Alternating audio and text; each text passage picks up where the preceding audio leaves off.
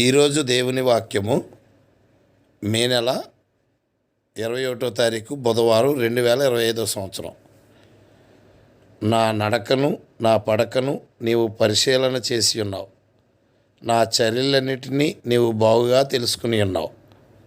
కీర్తనల గ్రంథము 139వ కీర్తన 3వ వచనం.